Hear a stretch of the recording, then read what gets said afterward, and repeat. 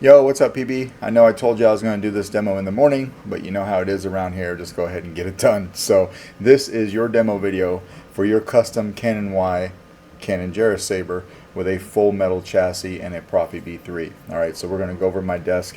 I'll show you how I built this guy up and how to use it. And let me know if you have any questions, and this will go out in the mail to you tomorrow. Thanks.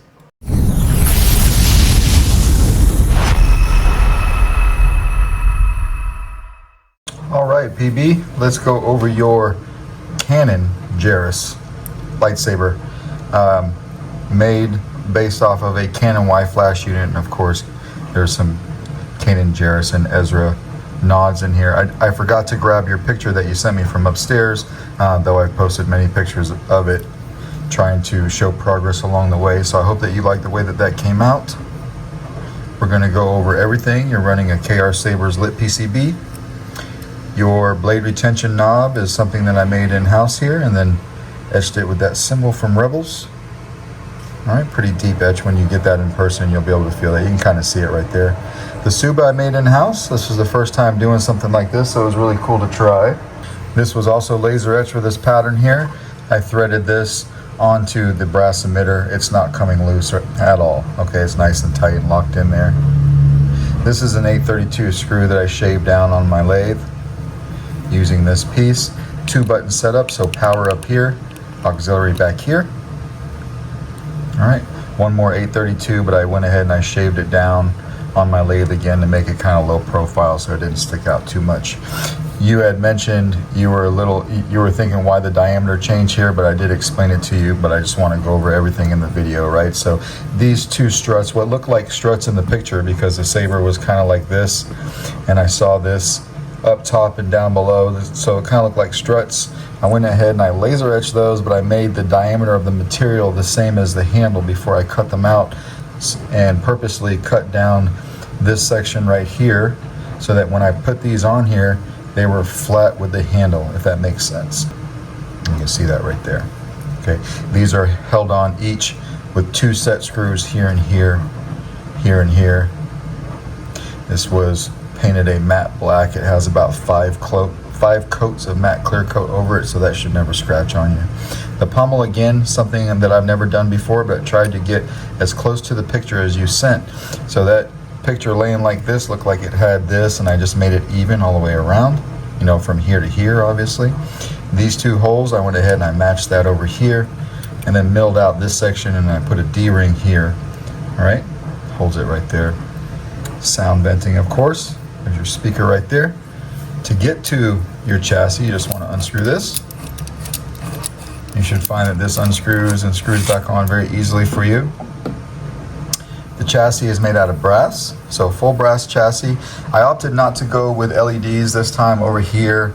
That's kind of something that I always do, and I wanted to get away from that a little bit and do something different, so I hope you don't mind there. Instead, I focused on a crystal chamber. So the sleeve is brass, the crystal chamber is machined out of aluminum, and then the inner pieces that are holding the real quartz crystal, those are brass. Okay?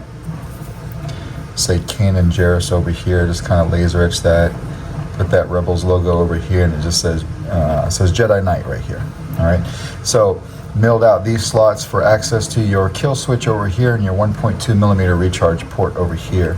You're running a 22 millimeter Smuggler's Outpost Nano Elite speaker.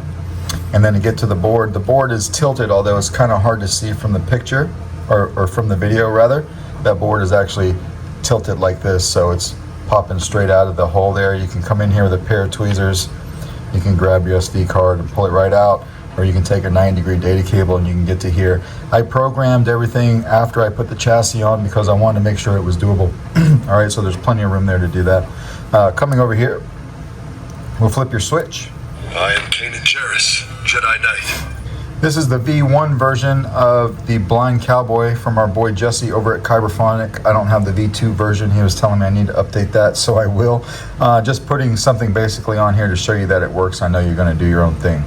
There is a copy of the config file on the SD card as well. All right, so you've got that nice light up on the crystal chamber there. We'll hit power. You got that action when the blade is on. All your LEDs lit up right here.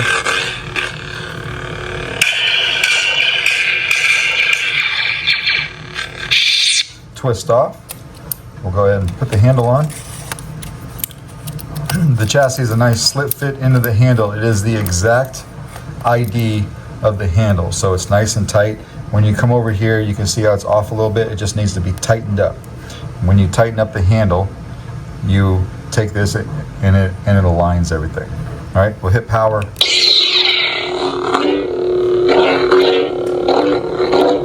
Auxiliary.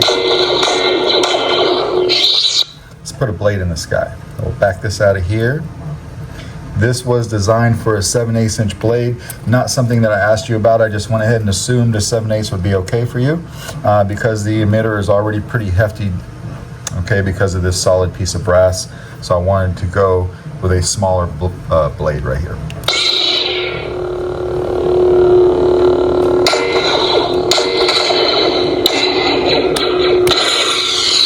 Blade lock up.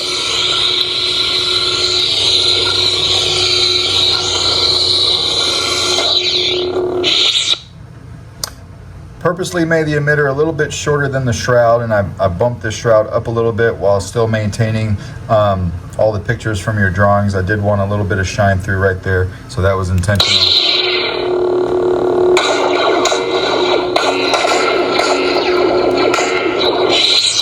Do our soundtrack.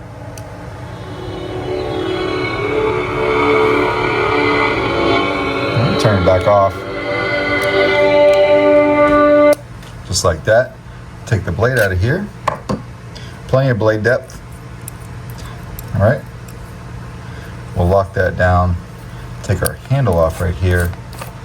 Show you that the kill switch works. This is a brand new battery, so when you get it, you're going to want to give it a good charge. All right, so we'll turn it on. Flip it off over here with the kill switch. I have been able to reach that with my finger, although it's a lot easier for me to get in there with a pair of tweezers. So based upon what kind of a pointy finger you have, you might be able to get in there without one. All right, if I could just flip it with my pinky. I am Canon Jarrus, Jedi Knight. A little hard for me to turn off though, so I have to turn it off with a pair of tweezers. All right, so that is your Canon Jarrus. Let me know if you have any questions. Thank you very much for having me do this for you and for all the business that you give me, because you've been a very loyal customer and friend of mine for a long time now, and I hope that you like the way this came out. Thanks, man.